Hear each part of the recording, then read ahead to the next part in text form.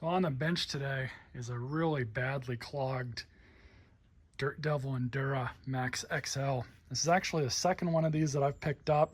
This one I kind of figured it was decent enough to do a video on. Hopefully it is, because we'll get you guys a video on it, and that's what this video will turn into. The last one I had of one of these, the base was cracked, totaling the machine. A lot of these cheap vacuums, they don't provide a lot of parts for, and there's a reason for that. They are meant to be disposed of. The idea is, as far as the manufacturer is concerned, you're going to use it for 1, maybe 2 years. The belt's going to break, or it's going to clog, or something else, and people are just going to throw it away and buy a new one. It's American consumerism. So anyways, we got the cord. It was all wrapped up on itself and just thrown over the handle. This hose was disconnected, so I'm guessing they clogged it up. Pull off the dirt cup, and we're gonna clean this thing out, because as soon as I go to start this machine, it's just gonna spit all this stuff through the air. So what I'm gonna do is just crack this nasty thing open. Wow, this is...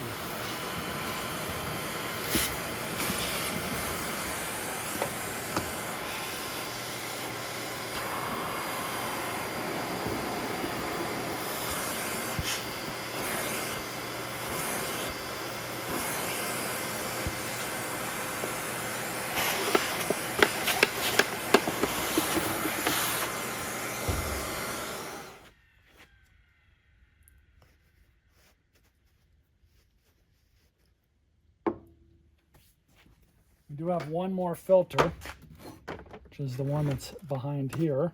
We'll pull this out. What kind of shape this is in. Not as bad as I thought it would be.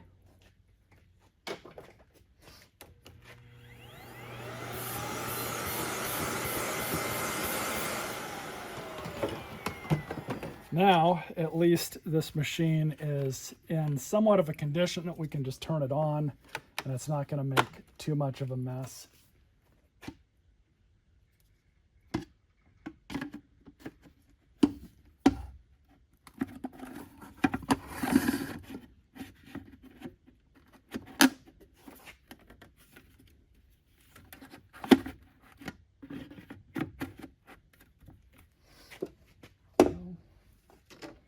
This thing back on, just like that, and just do that. It's off.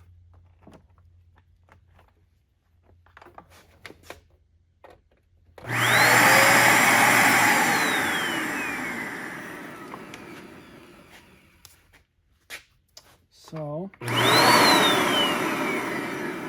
think there is a clog, because that is really loud. Turning it on, I don't see any dust moving around inside. So we've got another clog probably down here. Let's tip it over and see what we've got. So pull this back off. You can definitely hear stuff moving around. This machine's got another clog somewhere. Pull off the brush roll. Look inside.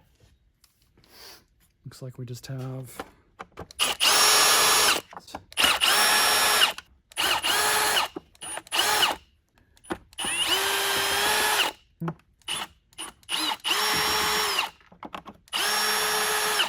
last one.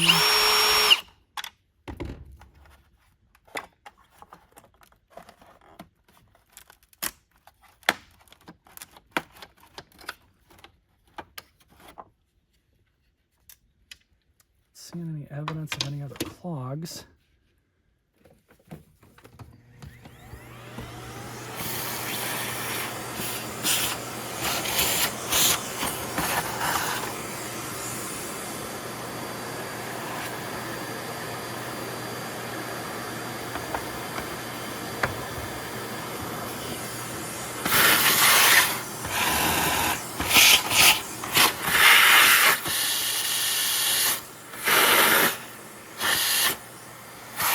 Show you guys a bit of a trick.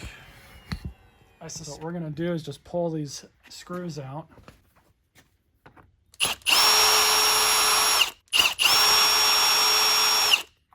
Have a look. No clog there. Down here.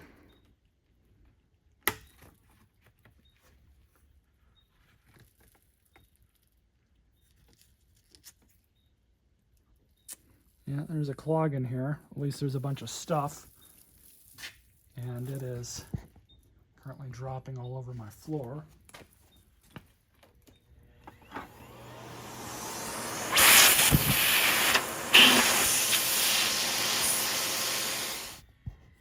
That is clear. So we'll just stick this thing back on, see if that made any difference at all.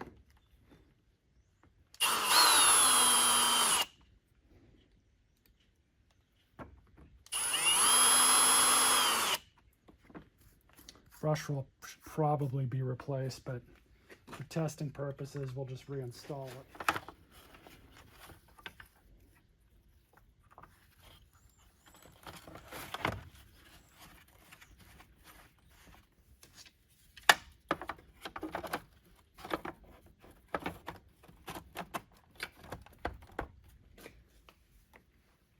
All I'm going to do here is just put the larger screws in. All right, let's try it now.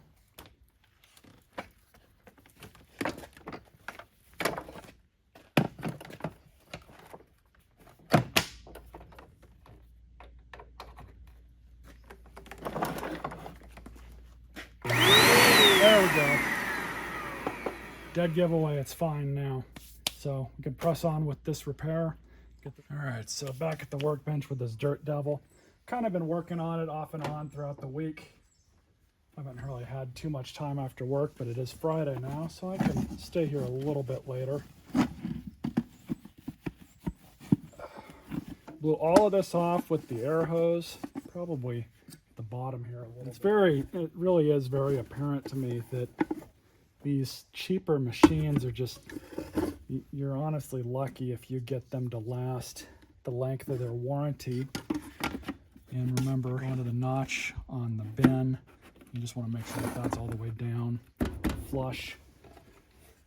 If you're not able to get your lid on after you put this steel in, like if it's lodged the wrong way or something, it only go in one way. It won't let you put it in backwards. But if you do have it in the right way, sometimes these won't seat all the way, so that's usually why your lid is not going to install correctly. I'll just reinstall this, just like that. Really, really simple. There's not much to these machines at all, but I'm actually going to take out this filter one more time. We're going to blow this out. Just blew that out, so we'll just shove that back in and put the filter door back in place. Really not much to write home about with these. Handle out if I need to.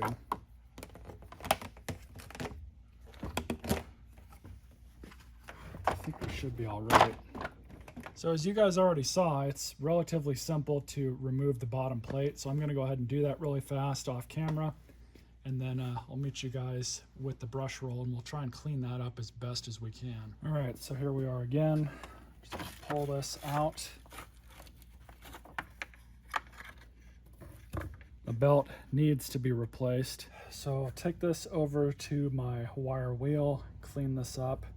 I'm gonna try and cut off as much as this hair as possible, but man, this thing is just pretty disgusting. Not the worst I've seen. Do a quick demo of what I do. I just take a razor blade, and on this one, these are actually kind of annoying because they've got these little divots here. This is all you do. You just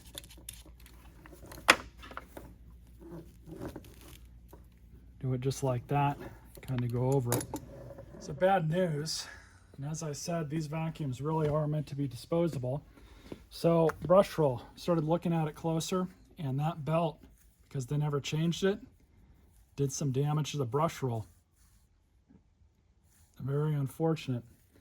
Now, I did try and clean it up a bit with my brush wheel on my bench grinder, and unfortunately, I don't think it's really going to help it much. That belt is going to eventually heat up so much that it's just going to break. And yeah, unfortunately, kind of is what it is. So what do? You buy a new brush roll, right? Well, with these Dirt Devils, and something that I'm quickly beginning to realize with not just the cheap Dirt Devils, but the Bissells, the cheap Hoovers, and pretty much everything else that falls into these categories, the Eurekas. These vacuums are truly disposable now because I cannot get a brush roll for this machine. And I'm seeing some used ones for like 30 bucks on eBay, which no, not worth the money. So what is the consumer left with? Well, they go out and buy another one, rinse and repeat. Have another vacuum that they're lucky to get a year out of, or maybe that one jams up and the belt melts the brush roll again, and then they're right back in square one. Really unfortunate, but that's just the nature of things these days. If you want a vacuum to last you, you're probably going to have to spend a little bit more money or find a good used one at your local vacuum store. We'll go ahead and slap this thing back together, see if I can get a final video on it, and go from there.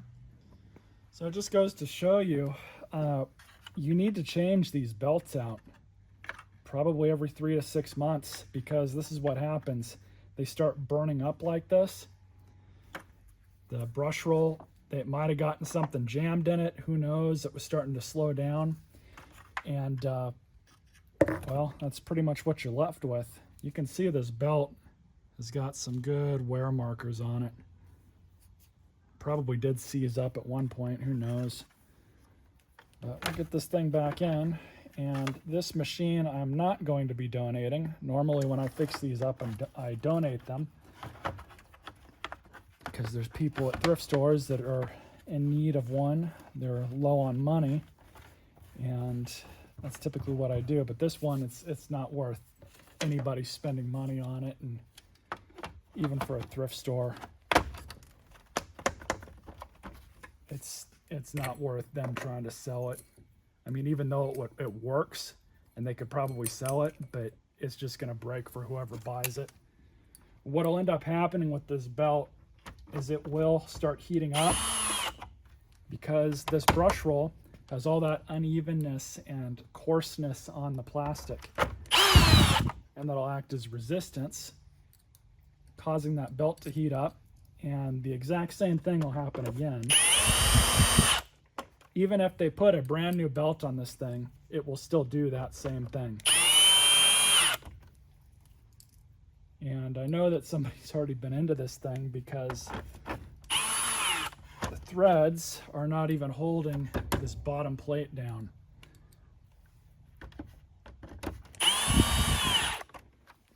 So let's get this over to the sacrificial rug, try it out for the end of this video. So as usual, plenty of stuff to clean up on this rug.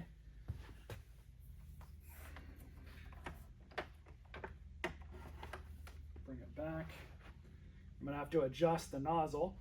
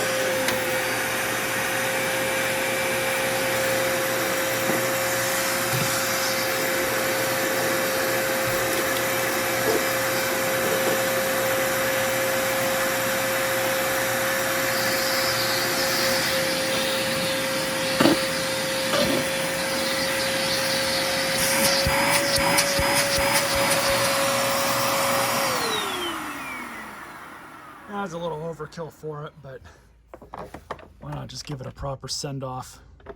So unfortunately, this thing will be scrapped. Oh well. Can't save them all, but planned obsolescence always seems to get these cheaper vacuums. Stay tuned for more videos.